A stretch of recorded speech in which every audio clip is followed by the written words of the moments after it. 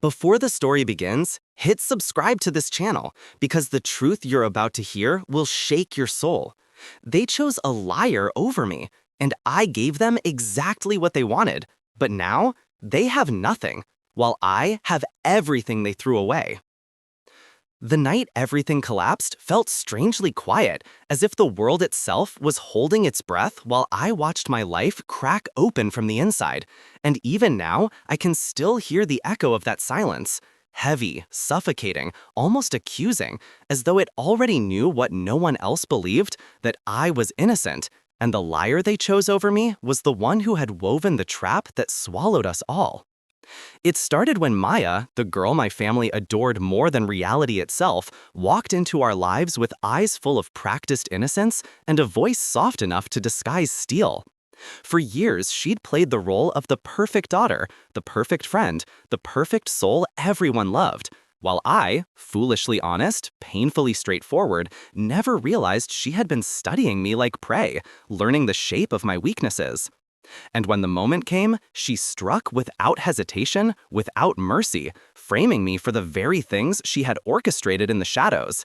Missing money from our shop, broken trust among relatives, and a fabricated confession she whispered into ears already eager to judge me.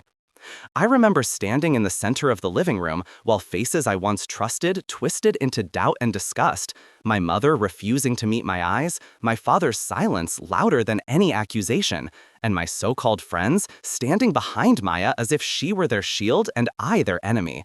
And I could do nothing but stand there, heart cracked open, trying to shout the truth into a storm that had already decided to drown me. They pushed me out emotionally long before I physically left, but the moment they told me to pack my things and go, stay elsewhere, until matters cleared, I felt a part of me die, replaced by something cold, something painfully calm, something determined. I walked into the night with nothing but a bag of clothes, my camera, my journal, and a mind burning with betrayal, and as the rain soaked through my shirt, I realized something with chilling clarity. I had spent years giving these people loyalty, truth, faith, yet they had chosen a liar over me. They chose her illusions over my reality. So I promised myself one thing. If they wanted lies, I would give them truth so devastating it would shatter every lie they worshipped. But I would not shout, I would not cry, I would not plead. Instead, I would disappear and let silence become my weapon. The world has strange timing. When you lose everything, life either crushes you or opens a path you never saw. Mine began with an old abandoned house at the outskirts of the city that my late grandfather had left me, a place I had never cared for until I had nowhere else to go. It was dusty, broken, but quiet enough for me to rebuild myself, or at least the parts that still worked.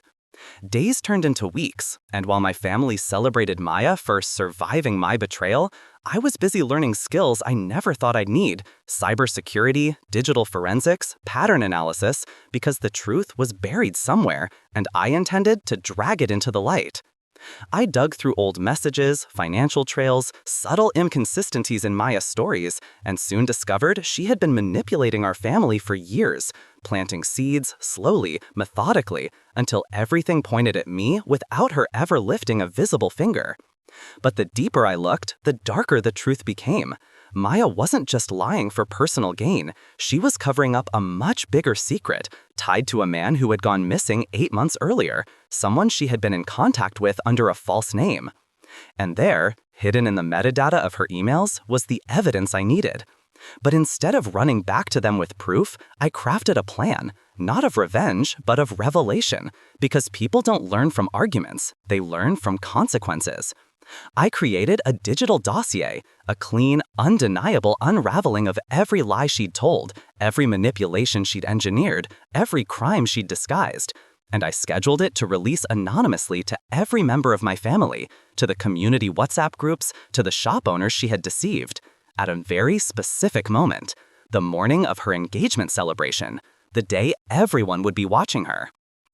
While preparing my final move, something unexpected happened, something that changed everything. An elderly neighbor, Mrs. Rafika, who lived near the abandoned house, found me sitting outside one evening with my laptop and documents scattered like broken pieces of a life I no longer recognized. She didn't ask questions. She simply placed a warm meal beside me and sat quietly. But when I finally spoke, pouring out everything like a confession I had held too long, she didn't pity me. Instead, she told me stories of how truth has a strange way of revealing itself, not when people deserve it, but when they need it most. She taught me something I never expected to learn in the middle of my revenge. Forgiveness isn't for them, it's for you, so you can carry truth without letting it turn to poison.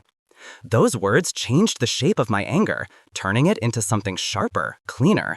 I would expose Maya, but I wouldn't destroy her. I would simply let her destroy herself with the truth she tried to bury. When the day arrived, the sky itself felt tense, clouds heavy as though holding the secrets about to spill. The engagement hall buzzed with laughter, lights glittered. Maya stood at the center, dressed like a saint, adored like an angel. And in that moment, I felt something unexpected. Not hatred, but closure. The clock struck 11 a.m., and every phone in that hall lit up at once. Gasps cut through the music. Whispers turned to confusion, then shock, then horror.